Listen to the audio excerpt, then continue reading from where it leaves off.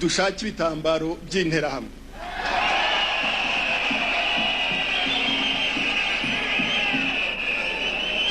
Kuko interahamwe yo ziri mu mwambaro wazo ziraberwa rwose. Urasanga interahamwe n'urubyiruko rw'ishyaka rya MRND ryashinzwe na Perezida Juvenal Habyarimana mu mwaka w'1975, rikaba riri ryateguye rinashyira mu bikorwa umugambi wa jenoside yakorewe abatutsi mu Rwanda mu mwaka w'1994.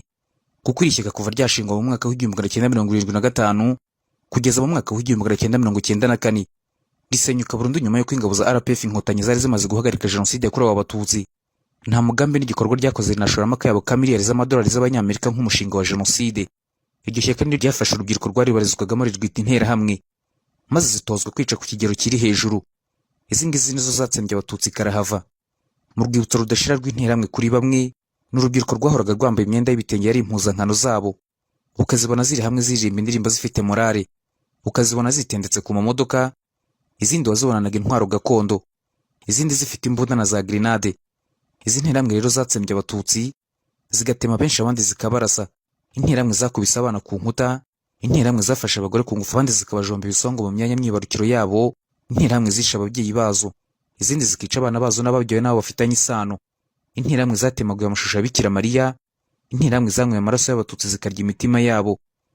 Interahamwe zakoze amabi yose ikiremwa muntu byagorana ko yageraho zari gatiki. Byagenze gute ngo interahamwe zihinduka umugani mu kugira nabi kugeza ku kigero zabikoze muri jenoside yakorewe abatutsi? Interahamwe kuri bamwe ni ijambo risobanuye urupfu. Abazibonye bagusobanurira ko interahamwe bari abantu bakanganye bahoraga biteguye kwica, ngo benshi muri bo babaga banyoye ibiyobyabwenge, bahutaza icyo bahuye nacyo aho bacaga hose. Ibi byatumaga ubabonye wese icyo yakoraga kuruta ibindi kwari uguhunga agakiza amagara ye. Benshi batamateka azakomeza kubaza interahamwe amaraso ya benshi by'umwihariko y'abatutsi zifite ku biganza byazo. Uko byagenda kose umutwe w'interahamwe uza imbere cyane mu bantu basenye u Rwanda kurusha undi wese mu mateka y'iki gihugu. Natwe rero icyo tugiye gukora uyu munsi, tugiye kuvuga kuri byinshi utamenye ku mutwe w'interahamwe wahemukiye u Rwanda. Tugiye kuvuga ku buryo zatozwaga, ubuyobozi bwazo, uburyo zashyizwe ku rwego rukomeye rwo kubasha gutsemba abatutsi muri jenoside yakorewe abatutsi mu mwaka w'1994. Iyi ni Intsinzi TV. Iki kiganiro mugiye kumva kibateguriwe n'Ibizimana Christian, nongeye kukibagezaho nitwa Eric Safari. Mbahaye ikaze.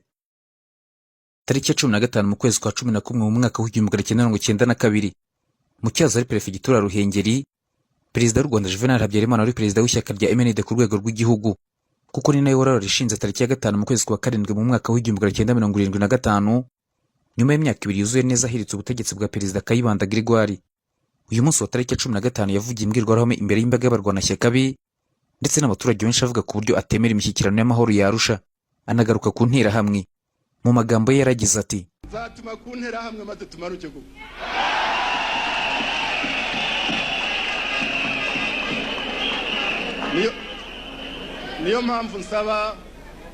niyo mpamvu nsaba Secretariat National, niyo mpamvu nsaba umunyamabanga mukuru wacu kumvikana n'abacuruzi kugira ngo dushake ibitambaro by'interahamwe.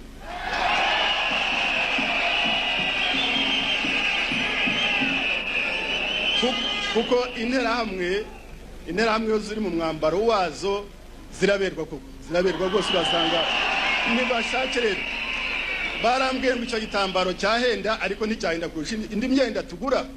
Nibashake ibitambaro by'interahamwe zambare zigaragara. Igihe rero nikigera nzabatumaho mwese, nzabwira interahamwe ni tujyane. Barambwiye ngo we ngo nujya kwiyamamaza ngo uzajyana abasirikare bawe ngo kugira ngo abre bo bakwamamaza, nibanyamamaza hari icyo se. Ariko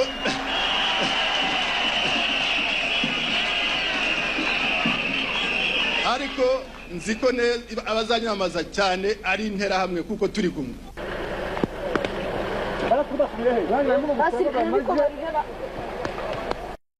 Nuko igitekerezo cyo gushakira interahamwe imyenda y'ibitenge zamenyekanyeho. Ntabwo hashatswe imyenda gusa, ahubwo interahamwe zashakiwe n'ibikoresho. Maze leta ku bufatanye n'umunyemari Kabuga Feliciani hatumijwe imihoro 581 n'itoni zisaga 581. Ibi byakozwe kuva mu kwezi kwa mbere mu mwaka w'1993 kugeza mu kwezi kwa gatatu mu mwaka w'1994. Gusa iki gihe cyo mu kwezi kwa 11 mu mwaka w'1992, Perezida Habyarimana avuga ku nterahamwe, umushinga wo kuzirema wari umaze gutungana, kuko imizi yawo no gutekereza kuzishyiraho byatangiye nyuma y'igihe gito RPF Inkotanyi yari imaze gutangiza urugamba rwo kubohora u Rwanda mu mwaka w'1990. Kimwe mu bimenyetso bihambaye nibara yo ku itariki ya 11 z'ukwezi kwa 11 mu mwaka w'1990, Leon Mugesera wari umujyanama ushinzwe politiki mu bunyamabanga bukuru bwa MRND Kigali. Iyi baruwa Mugesera yandikishije intoki. Iyi baruwa kandi yari ifite ikirango cya MRND. Iyi baruwa Mugesera yandikiraga umusirikare mukuru wo mu ngabo za leta, icyo gihe wari ku rwego rwa koloneli. Muri iyi baruwa Leon Mugesera yabwiraga uyu musirikare ibintu bitandatu by'ingenzi kandi byihutirwa, ari byo bikurikira. Icya mbere yaragiraga ati: nk'uko nabiguhayemo igitekerezo ejo hashize, aho kugira ngo abantu bapfe bicaye basubire mu bucakara, ubuja n'ikiboko, kiruta nuko bafata intwaro bakarwana. Naho icya kabiri yaragiraga ati: abaturage b'igitsina gabo dufite bari hagati y'imyaka 15 na 29 bagera ku 965,959. Birashoboka rero ko twashakamo abantu byibura 100,000 bakomeye, bashyushye kandi bemera amahame yacu. Naho icya gatatu yaragiraga ati: ibigo by'amashuri ya kaminuza n'iby'andi mashuri yisumbuye byakwifashishwa mu kubaha imyitozo ya gisirikare mu gihe cyihuse. Naho icya kane yaragiraga ati: ibihugu by'inshuti twabisabye kuduha inkunga y'abarimu bo kubahugura no kubaha intwaro. Naho icya gatanu yaragiraga ati: uruhare mu ntambara ruratureba twese. Icya 10 cy'umushahara buri wese cyagombye gutangwa kugira ngo iyo dosiye ishobore gutungana muri iki gihe. Naho icya gatandatu cyo yaragiraga ati: biramutse bikozwe muri ubu buryo, umubare mwinshi w'abaduteye ntacyo waba ukivuze kuri twebwe. Ku mugereka w'iyo baruwa wo Mugesera yashyizeho imibare y'abaturage yari yakozwe n'ishami ry'igihugu ry'imibereho y'abaturage, Office Nationale de la Population, cyangwa se ONAPO mu magambo ahinnye. Ibyanditse muri iyi baruwa bigaragaza ko mu mwaka w'1990 MRND yari yatangiye gutekereza ku buryo bwo guhuza urubyiruko rugahinduka abarwanyi. Nanone ku itariki ya 9 mu kwezi kwa 7 mu mwaka w'1991 hari ibaruwa yoherejwe minisitiri muri perezidansi wari ushinzwe umutekano. Iyi baruwa yari ikubiyemo inyandiko mvugo y'inama yari yabaye uwo munsi, iyobowe na minisitiri w'umutekano mu gihugu ariwe General Augustin Ndindiriyimana, yabereye muri Leta Majoro y'ingabo, yahuje abayobozi b'inzego z'iperereza za gisirikare n'izo muri perezidansi. Abari bayirimo n'aba bakurikira: uwa mbere ni Lieutenant Colonel Rutayisire Laurent, wari umuyobozi mukuru wa GD Service y'iperereza muri Gendarmerie y'igihugu. Naho uwa kabiri ni Lieutenant Colonel Rwabarinda Ephraim, wari umukuru wa G3 mu ngabo z'u Rwanda. Naho uwa gatatu ari Komanda Gendarme Karangwa Pierre Claver, wari umukuru w'iperereza rusange muri Gendarmerie Service de Renseignement Généraux. Naho uwa kane ari Munyaneza Justin, umukozi wo mu rwego rw'igihugu rushinzwe iperereza cyangwa se SCR. Uwa gatanu akaba Ndangamira Ephraim, umukozi wo muri SCR. Naho uwa gatandatu yari Lieutenant Engineer Rutakamiza Gregoire, akaba ari umwanditsi w'inama. Iyi nyandiko mvugo y'inama yerekana ko yari igamije gusuzuma ishyirwa mu bikorwa ryihuse ry'icyifuzo cyari cyaratanzwe na Perezida wa Repubulika Juvenal Habyarimana kubirebana n'umutekano w'igihugu, aho yari yaravuze ko abaturage bagomba guhabwa ibikoresho biboneye kandi bihagije byo kurwana ku busugire bw'igihugu, ku buryo nta muntu uzongera gutinyuka igihugu mu bihe biri imbere. Iyi nama yagaragaje ingorane zari kuri iki gitekerezo cya Perezida wa Repubulika. Izo ngorane zimwe muri zo nazo nizi zikurikira: iya mbere yari amafaranga ataboneka yo guha urubyiruko rwinshi intwaro. Naho iya kabiri ko ari uko imicungire y'intwaro z'uwo mutwaro ugiye kujyaho yari kuzagorana. Gusa nanone hagaragajwe icyakorwa. Icya mbere cyari gukorwa nuko kwari guha imbaraga polisi ya komini, igahabwa ibikoresho bihagije ikanongerwamo abahoze ari abasirikare basezerewe cyangwa se inkeragutabara. Icya kabiri ko ari uko mu gihe kiri imbere amafaranga n'uburyo niyuboneka hazashyirwaho umutwe w'urubyiruko wafatanya n'abasirikare b'umwuga kandi b'inzobere. Mu murongo nk'uwo nanone mu ibaruwa nomero 1306 akarongo kabiramye ga 3 akadomo 1 akadomo 1 yo ku itariki 7 mu kwezi kwa 11 mu mwaka w'1991 yandikiwe abakomanda bose bayoraga ibigo bya gisirikare mu Rwanda, nayo yasobanuriraga abayobozi b'ibyo bigo gushyiraho ibyitwa Comité de Défense Civile, kandi gashimangira ko Perezida Habyarimana ubwo rero watanze amabwiriza yo gushyiraho icyo yise Comité de Défense Civile cyangwa se komite ishinzwe kwirwanaho kw'abaturage. Iki gitekerezo cyo guha abasivili mu byiswe autodefense imbunda, Habyarimana rero yagihaye imbaraga nyuma yo kugihabwamo inama na Colonel Gilbert Canova, umusirikare w'umufaransa wari impuguke mu bijyanye n'intambara za kinyeshyamba, wari waroherejwe mu Rwanda n'igihugu cye cy'Ubufaransa ngo afashe umugaba mukuru w'ingabo wa FARI. Icyo gihe nyine ari Perezida Juvenal Habyarimana mu guhangana n'ingabo za RPF Inkotanyi ku rugamba. Nuko nguko rero igitekerezo cya Leon Mugesera wari umutegetsi ukomeye muri MRND cyo gutoza urubyiruko ibya gisirikari ndetse rugahabwa intwaro bigashyigikirwa na Perezida Habyarimana mu gitekerezo cye bwite cyo guha abaturage intwaro ngo birindire umutekano. Ubwo nyine cyari kigiye gutuma hatangizwa urugendo rwo kurema umutwe w'abicanyi ruharwa wari kuzagira uruhare rukomeye mu gutsemba abatutsi basaga miliyoni mu gihe gito cyane. Rero mu gutanga igisubizo kirambye ku bibazo leta ya Habyarimana yari ifite biciye mu ishyaka rye rya MRND, nuko yahisemo gushinga umutwe w'abahezanguni b'urubyiruko kandi witwara gisirikare wiswe Interahamwe. umutwe w'interahamwe ugishingwa wahise uhabwa imyitozo urakarishya guhindurwa imashini z'abicanyi ku kigero gihambaye. Iyo usomye raporo ya Komisiyo y'u Rwanda yakoze iperereza ku ruhare rw'Ubufaransa mu itegurwa n'ishyirwa mu bikorwa rya Jenoside yakorewe Abatutsi mu Rwanda, yamenyekanye ku izina rya Komisiyo Mucyo. Kuri paji ya 51 kugeza ku ipaji ya 73 ubonamo uburyo guhera mu mpera z'umwaka w'1992, mu mwaka w'1993 wose, ndetse n'intangiriro z'1994, umutwe w'interahamwe n'impuzamugambi za CEDER zahawe imyitozo ihoraho mu matsinda atandukanye agiye asimburana mu bigo bya gisirikare n'ahandi hantu hatoranyijwe.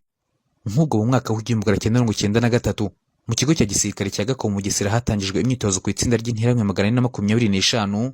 Ibi byemejwe na Suliyetonat Tuyisenge Jean de Dieu, wiyemereye ko mu batanze imyitozo ku nterahamwe mu kigo cya Gako, ni mu buhamya bw'yahaye Komisiyo Mucyo.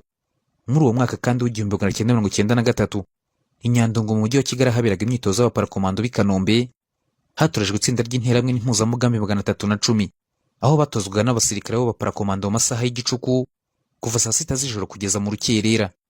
Mu ishyamba rya Gishwati naho hatangiye imyitozo ku matsinda y'interahamwe igatangwa n'abasirikare bo mu kigo cya Bigogwe, ndetse kandi no ku Mukamira hatangiwe imyitozo ku nterahamwe.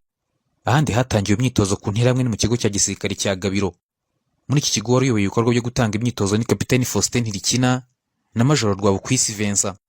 Umwe mu basirikare batangaga imyitozo witwa Ndindabahizi yabwiye Komisiyo Mucyo ko Gabiro interahamwe zigishwaga kurasa ndetse n'uburyo bwo kwica abantu mu kanya gato hakoreshejwe ibikoresho gakondo.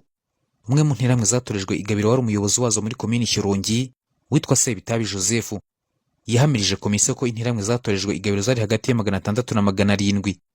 Muri Universite y'Inyakinama mu gice cya Ruhengeri naho hatangiye imyitozo y'interahamwe, aho imyitozo ku nterahamwe yatangwaga n'abasirikare b'u Rwanda FARI bafatanyije n'abafaransa bari bayobowe na Colonel Collet.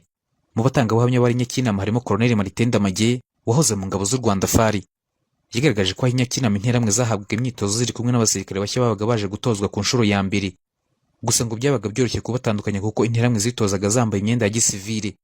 Abandi bahamije imyitozo y'interahamwe n'abanyeshuri bigaga i Nyakinama barimo Ndabakenga Gerard na Semugomwa Fidele nawe wibona interahamwe zitozwa. Abo babaga baratojwe muri ibi bigo nibo basubiraga mu makomini na za segiteri bavugagamo bakajya gutoza izindi nterahamwe mu byo babaga barize, ku buryo mu mwaka w'1994 abari mu mutwe w'interahamwe bahawe imyitozo bagera ku 100,000. Umutwe w'interahamwe wari ufite ubuyobozi bwubatse kuva ku rwego rw'igihugu kugeza kuri serire. Ku rwego rw'igihugu bari abayobozi b'interahamwe bari abantu 12 barimo abajyanama 6. Nifashishije inyandiko yo mu gitabo cya Dr. Bizimana Jean Damascene yise Inzira Jenoside yakorewe Abatutsi mu Rwanda, kikaba igitabo cyasohotse mu mwaka wa 2014, ngiye kugaruka kuri abo bantu 12 bategekaga interahamwe ku rwego rw'igihugu. Abo bantu nabo bakurikira: wari perezida w'interahamwe ku rwego rw'igihugu yari Kajuga Jerry Robert.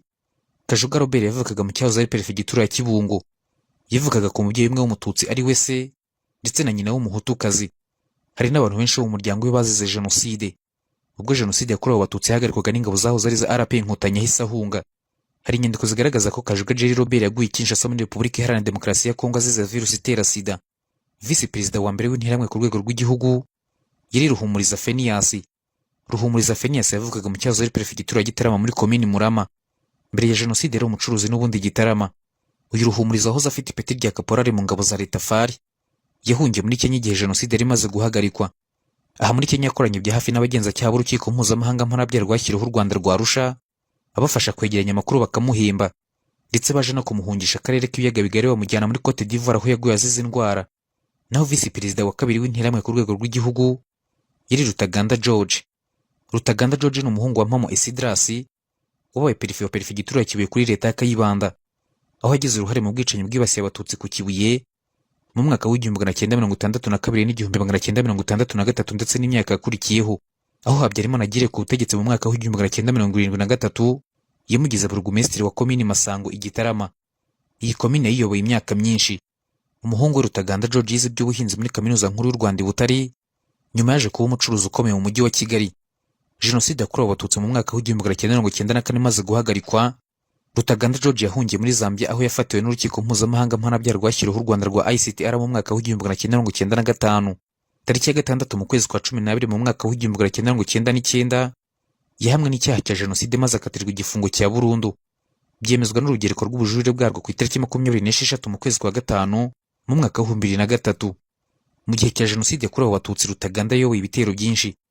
by'umwihariko ibyajyaga kwica abatutsi bari bahungiye muri Eto Kicukiro no ku musozi wa Nyanza ya Kicukiro.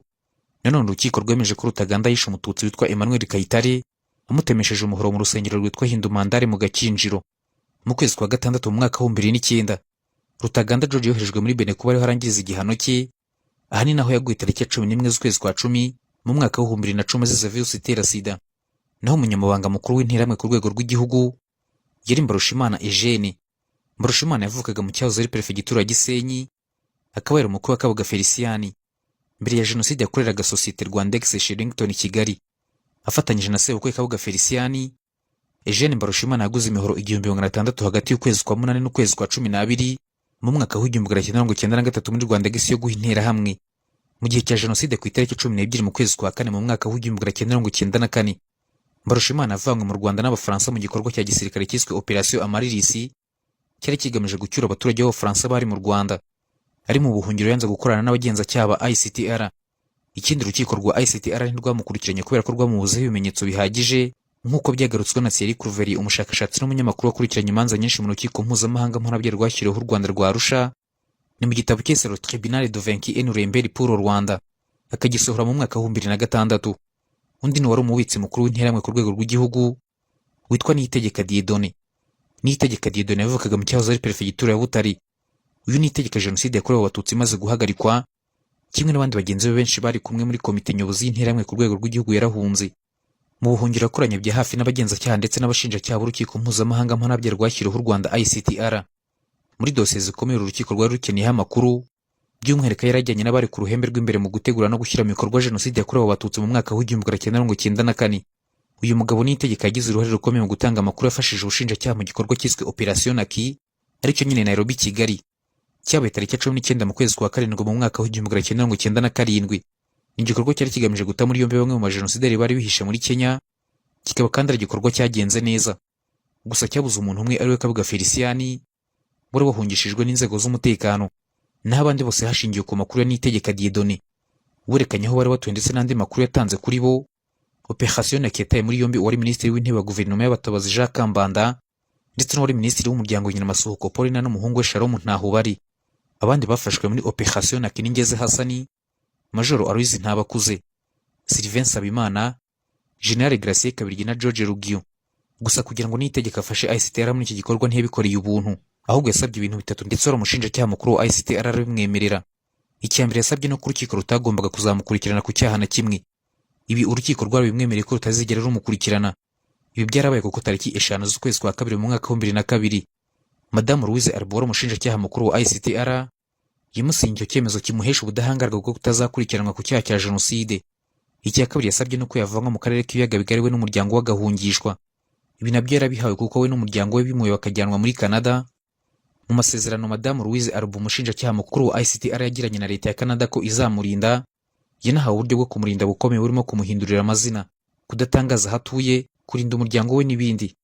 Ku buryo byari bisobanuye ko n'umushinjacyaha mukuru wa ICTR aramutse amukeneye agombaga kubisabira uburenganzira. Icya gatatu yasabye ni ikiguzi cy'amakuru yatanze kingana n'amafaranga 30,000 by'amadolari Leta Zunze Ubumwe za Amerika. Niyitegeka Dieudonné n'umwe mu bagize uruhare muri jenoside yakorewe abatutsi wakoresheje amayeri menshi ntiyakurikiranwa n'ubutabera, ahubwo ubu muha ubudahangarwa bigeraho arabura burundu. Undi wari umunyamabanga uhoraho w'interahamwe ku rwego rw'igihugu witwa Mwarimu Emmanuel. Uyu nta nyandiko zigaragaza aho yaba yaragiye aburiwe irengero. Naho mu bajyanama hari uwitwa Mudahinyuka Jean Marie Vianney, wari umujyanama ushinzwe ikurikirana ry'imirimo n'isuzuma, suivi et evaluation. Uyu Mudahinyuka wamenyekanye ku izina rya Zuzu yivutse tariki ya 2 mu kwezi kwa 2 mu mwaka wa 1960 mu cyahoze ari perefegitura ya Gitarama. Mu gihe cya jenoside yakoresheje inama kuri stade ya Kigali Nyamirambo ashishikariza abahutu kwica abatutsi. Mu mwaka wa 1994 nawe yarahunze. Mu mwaka wa 2000 niho yageze muri Leta Zunze Ubumwe za Amerika, ahageze yahinduye amazina ye yita Rugamba Thierry. Mu mwaka wa 2004 hashingiwe ku mpapuro zatanzwe n'u Rwanda yatawe muri yombi afungirwa muri Amerika, nyuma za koherezwa mu Rwanda tariki 28 mu kwezi kwa 2 mu mwaka wa 2011, aho yari yarakatiwe n'inkiko gacaca imyaka 19 y'igifungo. Ubwo babaye umunyarwanda wa kabiri wari woherejwe na Leta Zunze Ubumwe za Amerika mu Rwanda, nyuma y'undi witwa Amos Kagabo. Undi mujyanama ni Joseph Serugendo, wari ushinzwe ubushakashatsi mu buyobozi bw'interahamwe ku rwego rw'igihugu. Uyu Serugendo yavutse mu mwaka wa 1953 muri segiteri Murambi, komini Satinski ku Gisenyi. yavuye mu Rwanda mu mwaka w'1994 ahungira muri Repubulika Iharanira Demokarasi ya Kongo Zaire icyo gihe, nyuma akomereza muri Gabon. Uretse kandi kuba mu buyobozi bw'interahamwe, Serugendo yari umwe mu bagize inama y'ubuyobozi RTLM, akaba ari na delegiteri wayo ushinzwe ibya tekiniki bya radio RTLM. Yafatiwe muri Gabon tariki 16 z'ukwezi kwa 9 mu mwaka wa 2005, ajyanwe Arusha muri ICTR, yemera icyaha akatirwa imyaka 6 y'igifungo hari ku itariki ya 2 z'ukwezi kwa 6 mu mwaka wa 2006. Gusa yapfuye mu kwezi kwa 8 hashize amezi 2 akatiwe aziza virusi itera sida.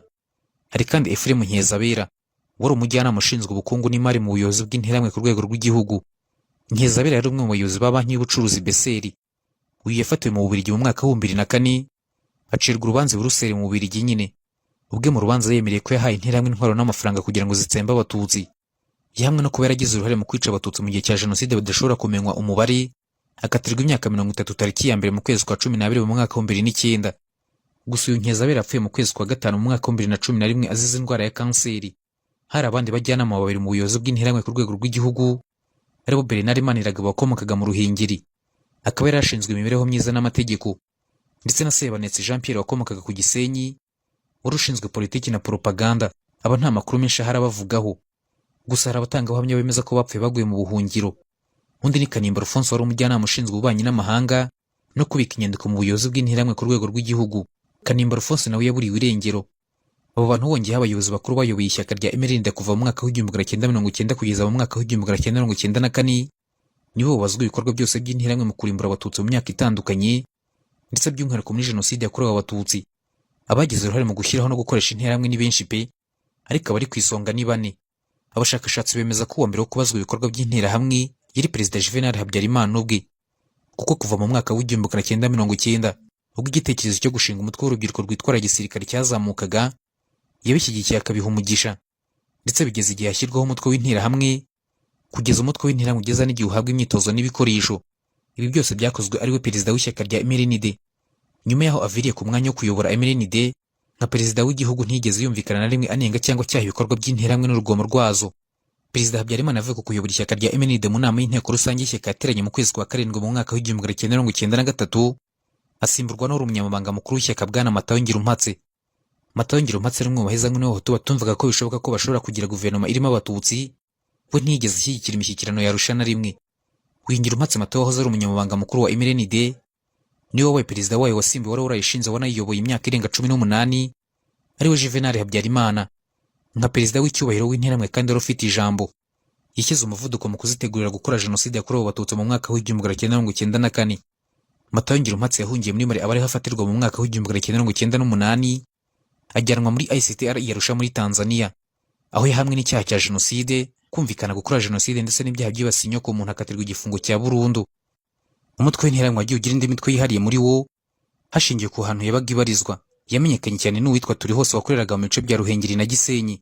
Hari kandi interahamwe zitaga Inyange wari umutwe w'interahamwe zo ku Giporoso, zayoborwaga n'uwitwa Ruyizingira Abatwari.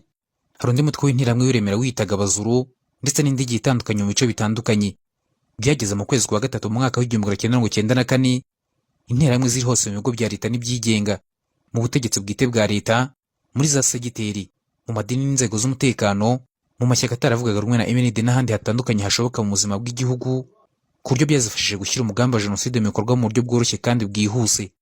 Ibi byose byatumye zishyira mu bikorwa umugambi wa jenoside yakorewe abatutsi ku kigero kiri hejuru, zitsemba benshi. Zigira uruhare rukomeye muri kimwe mu bikorwa bibi byakozwe mu mateka ya muntu kuva yagera mu isi, aricyo jenoside yakorewe abatutsi.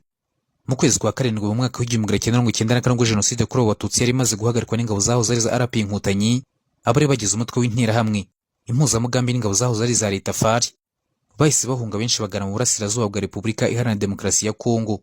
Bageze aba nibo bagiye mu mitwe itandukanye yagiye yirema ishaka kugaruka mu Rwanda kwigarurira ubutegetsi ku mbaraga no gukomeza umugambi wa jenoside bateshejwe batarangije, harimo FDLR n'indi itandukanye. Abandi nabo bafashwe n'ubutabera mpuzamahanga nk'urukiko mpuzamahanga mpanabyaha rwashyiriweho u Rwanda, bacirwa imanza barahanwa. Abandi bazanwa mu Rwanda bacirwa imanza, harimo n'abahamijwe ibyaha n'inkiko gacaca. Yego rwose interahamwe zatsembye abatutsi, ariko nazo amateka yazishyuje, aracyazishyuza kandi azakomeza kuzishyuza amaraso y'abatutsi zamennye. Umwe mu babyeyi warokotse jenoside yakorewe abatutsi upfushije abe mu gihe cya jenoside agasigara wenyine, akaba yitwa Nganira, nawe yaragize ati: mwana wanjye, interahamwe zo gatsindwa n'Imana zanyambuye ubuzima, zantwaye ababyeyi, zantwaye ibyo nari ntunze, zantwaye abo nakundaga, zantwaye u Rwanda nakuriyemo, zantwaye urwibutso rwanjye, atareka igikomezo kanyagwa zantwaye ibyishimo. Kimwe n'uyu mubyeyi benshi niko bafata interahamwe n'ibikorwa byazo. Ku magambo y'uyu mubyeyi niho nsoreje iki kiganiro, nshimira mwese twabanyasigaye naho utaha mu bindi biganiro byacu. Iyi ni Intsinzi TV. Ubategura iki kiganiro mwakurikiraga ni Bizimana Christian, nongeye kibagezagaho nitwa Eric Safari. Mwakoze cyane, Imana ibarinde. Intsinzi TV.